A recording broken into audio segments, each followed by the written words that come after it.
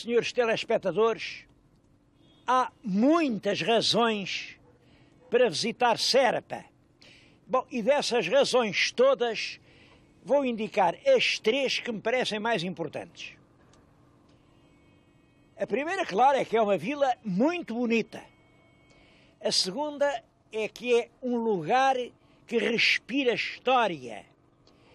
E a terceira é que isto é uma espécie de berço de coisas muito boas e de pessoas notáveis.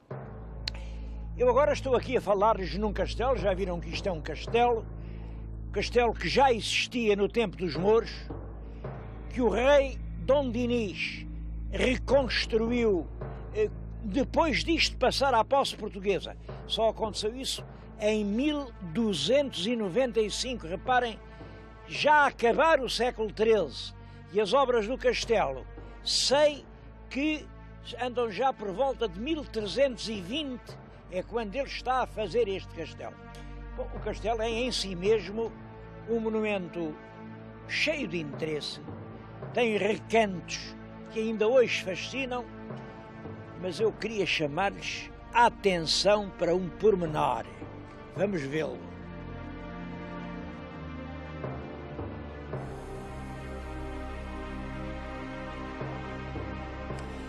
O pormenor é o seguinte: este castelo, como todos os castelos, tinha uma grande torre de homenagem. O que estão agora a ver é o desenho do livro do Duarte das Armas no século XVI. Lá se vê, ao centro, a alta torre de homenagem com a bandeira atrás. Ora bem, quem quiser ver a torre, tem ali. É aquele grande matacão ali em cima derrubado. Aquilo foi o resultado de uma explosão que se deu em 1707. Um general espanhol, o Duque de Osuna, ocupou isto durante a Guerra da Sucessão de Espanha e, quando teve que retirar, resolveu destruir a torre de homenagem. Bem, a Guerra da Sucessão de Espanha é uma coisa de que se fala muito, as pessoas geralmente não sabem o que foi, e eu queria falar nisso. O problema era este: morre em 1700 o monarca espanhol e não tem filhos, mas tem duas irmãs. Uma casou com o rei de França e tem filhos. Outra casou com o imperador da Alemanha e tem filhos. Quem é que vai herdar a coroa espanhola? É o sobrinho francês, e lá temos o grande bloco, Espanha e França, ou é o sobrinho alemão, e lá temos outra vez o Império de Carlos V. A Inglaterra, pelo sim, pelo não, não aceitou a solução de ver outra vez unidas Espanha e França, porque isso era um bloco que dominava a Europa. Portugal o que é que faz? Toma logo partido e diz: a gente é pela França, é pela França. Vamos, até prometeram 23 mil homens de armas. Claro, os ingleses mandaram cá os navios e a gente teve que mudar e dizer: pronto, a gente agora é pelos ingleses. E andámos até 1714, portanto, é uma guerra longa, uma guerra que custou milhares de vidas. É durante essa altura que passa o tal Duque de Osuna, arrebenta a torre e ficaram as ruínas. Bem, essa guerra acabou com o Tratado de Utrecht, em que Portugal não ganhou absolutamente nada. O tratado diz é assim: bom, o que Portugal tomou à Espanha torna a dar, e o que a Espanha tomou a Portugal torna a dar, e fica tudo na mesma. O que é curioso é que as ruínas da explosão de 1707, reparem que já lá vão quase 300 anos, ainda hoje são ruínas. Hoje está bem, porque é claro, isto hoje é uma coisa já simbólica, toda a gente vem aqui a Serpa para ver isto. Agora, no ano seguinte, à derrocada, eles nem construíram outra vez a torre, como podiam ter feito, nem sequer removeram os escombros. Ficou assim até hoje. Eu acho que isto é uma excelente imagem de um certo desmazelo de que a gente não se consegue curar. Claro, ainda bem que foi assim, porque isto esta imagem impressionante, está ali para lembrar os erros e os desastres que podem acontecer quando a gente se mete em guerras com as quais não tem nada que ver, como era aquele caso.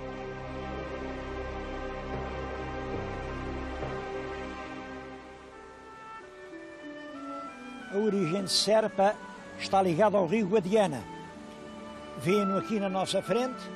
Isto era uma excelente estrada que na antiguidade era navegável até ao mar, e por aqui vieram os navegadores fenícios, cartagineses, romanos, porque a região era realmente rica em metais, o cobre e o estanho. Bom, e aqui, a pouco mais de uma légua, ficava aquela colina que dominava toda a charneca à volta, e é aí que nasce o povoado que hoje se chama Serpa. Claro que o rio, por um lado, serviu para penetrar o Alentejo, mas por outro lado serviu para dividir. E durante muito tempo, para além era Portugal e para aqui era a Extremadura espanhola. Depois uniu-se no tempo do rei Dom Dinis, como já lhes disse, e a unidade continuou, por exemplo, com o caminho de ferro.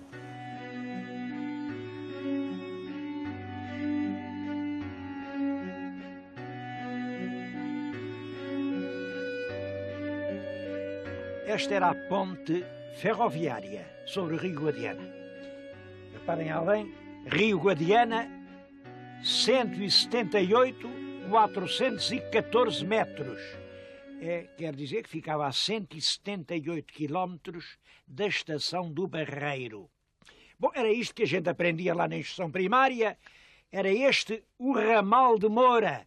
Naquela altura tínhamos que saber as estações todas. Beja, Quintos, Baleizão, Serpa, Pias, Moura. Agora já não passa aqui comboio nenhum, o ramal foi encerrado, dizem que não era rentável. Bom, a verdade é que esta margem esquerda do Guadiana já estava longe e com a linha fechada ficou ainda mais longe.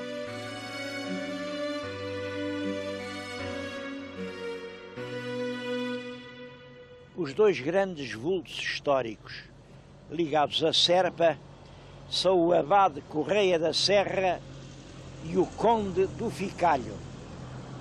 O abade está aqui, é este bronze.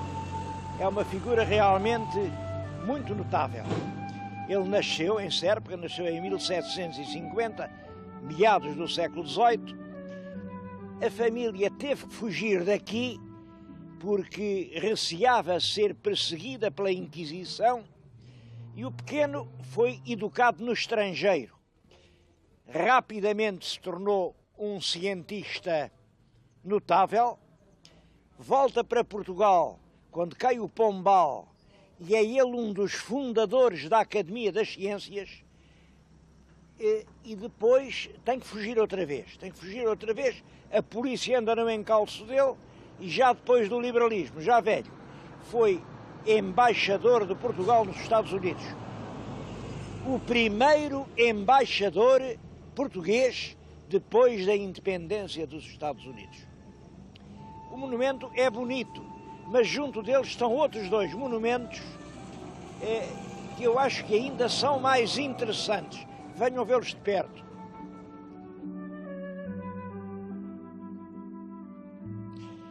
Poderá não lhes parecer, mas aquele tronco enorme é apenas o tronco de uma oliveira. Uma oliveira que tem uma coisa em especial. Tem 700 anos. E reparem, com esta idade, olhem, está carregada de azeitona. Toda esta região de Serpa estava plantada com oliveiras assim desta antiguidade. Vamos ver mais uma.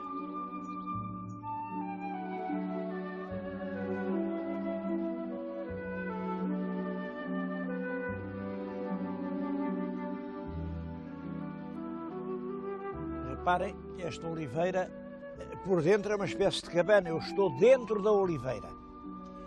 Ela, no perímetro, tem cerca de 11 metros.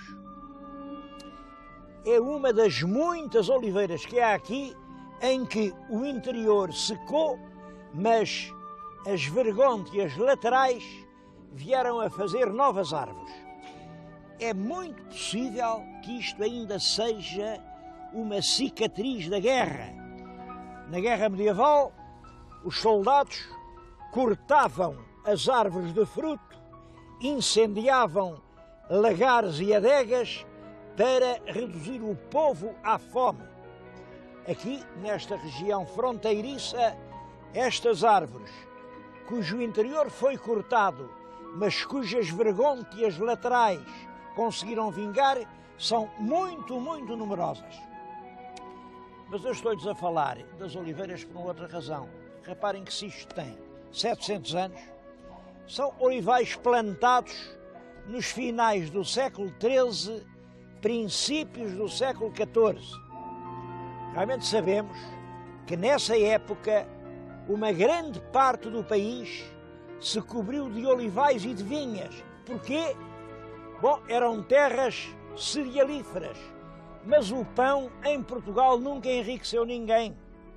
Isto é um país de pobre pão. E, portanto, o rei tabelava o pão, proibia a exportação, não era negócio, não fazia enriquecer.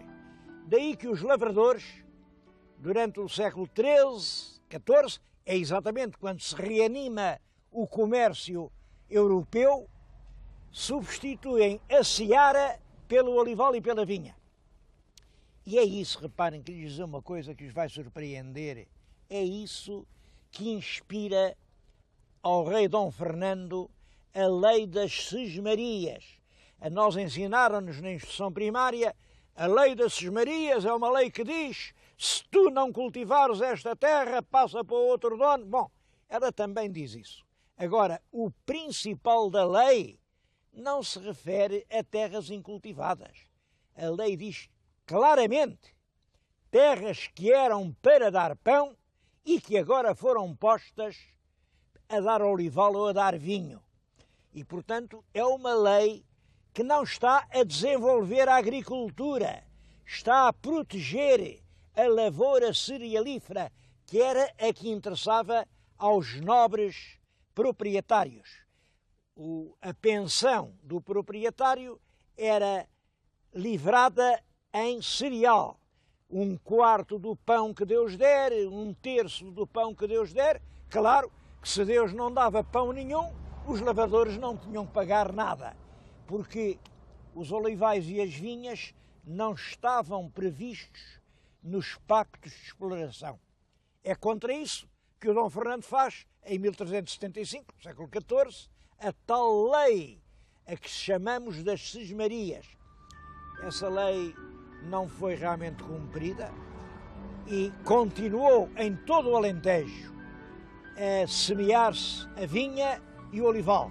E é isso que transforma Serpa numa terra rica, uma das regiões com melhor azeite e mais azeite no país. E quando uma vila é rica, atrai logo os proprietários ávidos de proveito. É no século XIV para XV que esta velha Serpa se transforma numa vila notável de muitos fidalgos, uma terra de senhores.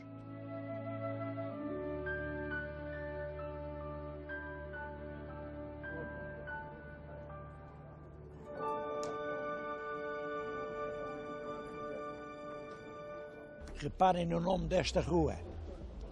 É toda uma rua de palácios.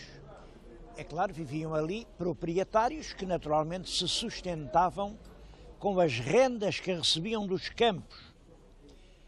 Bom, em minha opinião, é uma possibilidade, mas há um ditado, há um aforismo que se repete e deve ter a ver com isso. Um aforismo que aqui os serpenses não gostam de ouvir. Serpa, serpente, boa terra, má gente. Claro, a má gente eram estes proprietários que estavam aqui que viviam aqui praticamente sem fazer nada e viviam, enfim, à custa do suor dos camponeses que viviam nos arrabaldes. Essa maneira de dizer depois foi alterada e o que hoje o povo diz é serpa, serpente, boa terra, melhor gente. São duas maneiras completamente diferentes de dizer a mesma coisa, só que agora quem diz são os próprios camponeses que vieram viver para dentro da terra.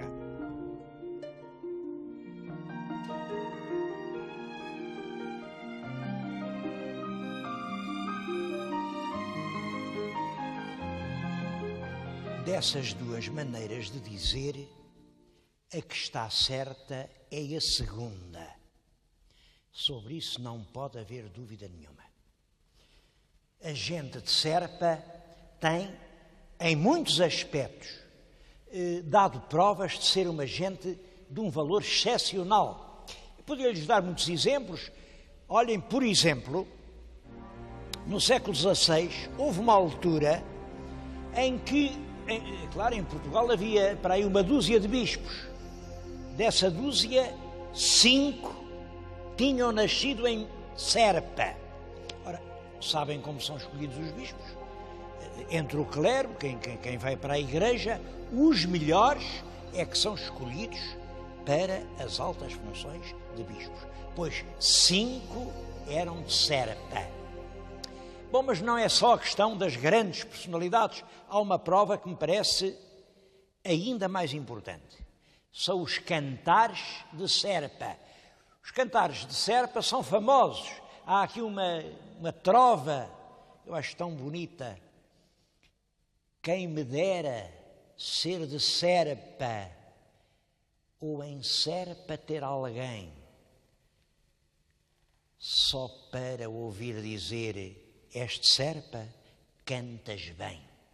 Realmente, estes coros populares aqui têm uma beleza, são realmente algo de extraordinário. Eu gostava de lhes mostrar, de ouvirem um coro de Serpa. Isso não é possível, porque a gente vem aqui, as pessoas não estão preparadas para isso, mas em vez do coro, vou-lhes mostrar uma coisa que não é menos importante. Um livro que é uma maravilha de livro. Tem as cantigas que o povo canta, com ilustrações ingênuas, mas verdadeiras, com os costumes aqui de Serpa, das aldeias, os costumes dos camponeses, a alegria dos arraiais. Bom, é um livro, parece um manuscrito, parece e é.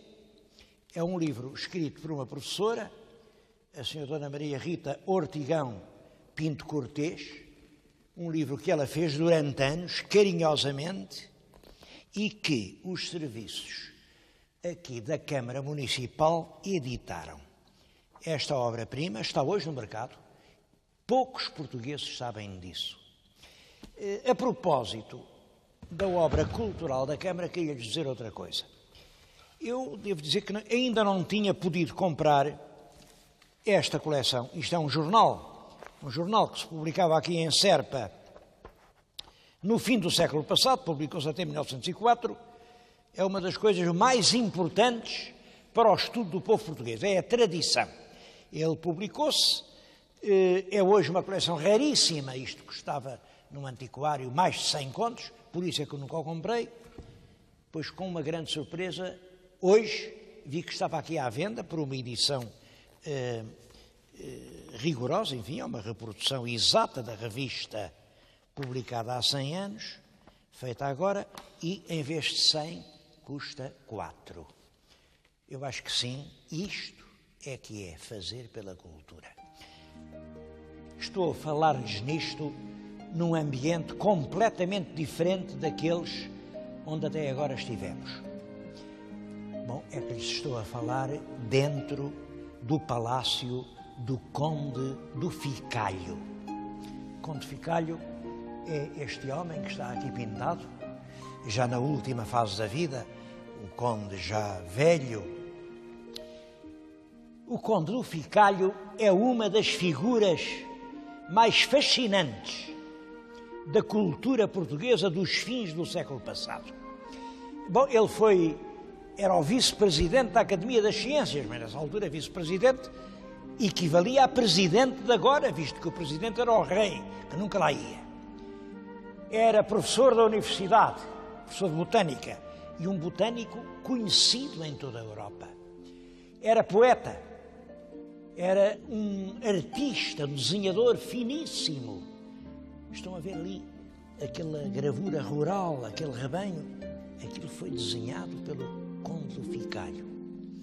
Era historiador, mas um historiador, não julguem que destes que agora dizem que são... Não. Eu tenho aqui 2 livros. Este é o Garcia da Horta e o Seu Tempo. Este são as Viagens do Pedro da Covilhã.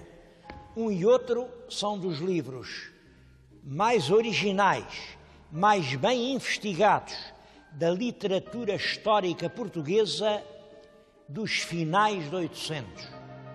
Bom, além destes fez muitas outras coisas. Era mordomo-mor do reino, era agrónomo, era lavrador, era grande cavaleiro, ele próprio tinha uma figura atlética, era um grande caçador de lebres e de perdizes. Para lhes dar uma ideia da personalidade excepcional do Conde do Ficalho, vou-lhes contar só uma história que ele próprio contava. Um dia veio aqui a Serpa, que vinha no comboio, e trazia uns cavalos. Chegou à estação e o chefe da estação viu, porque ele, quando andava na corte, andava lá com a sua casaca toda cheia de dourados e de condecorações, mas quando vinha para aqui, vinha vestido à lavrador, com um capote alentejano, chapéu de aba larga, era realmente um rústico. E o chefe da estação viu aquele camponês lá com os cavalos e tratou de desdém, tratou assim, de longe, pois. Então o senhor chefe da estação, com o seu barrete, ali, e tratou o homem. E o Conde do Ficalho ouviu a ofensa e calou-se. Mas vem um dos escudeiros do Conde e diz ao chefe da estação: epá, aquele gajo era o Conde do Ficalho. O chefe da estação fica aterrado, tira o barrete e vem quase de gatas: Sr. Conde, desculpa. E aí o Conde do Ficalho, que tinha aguentado a ofensa, diz-lhe, tratando por tu, então tu, quando julgavas que eu era um pobre lavrador, tratavas-me de cima para baixo. E agora que te disseram que eu sou o Conde do Ficalho, olhas de baixo para cima. És um homem sem caráter nenhum. Isto mostra a têmpera de um homem, porque realmente os verdadeiros homens olham sempre de olhos nos olhos, nunca para cima, nunca para baixo, porque todos os homens são irmãos. Eu acho que este palácio, o espólio que aqui se reúne, merece um programa à parte. Fica marcado e daqui a umas semanas, não sei quando, mas lá mais para o inverno, vamos fazer um programa só sobre este palácio que é um museu.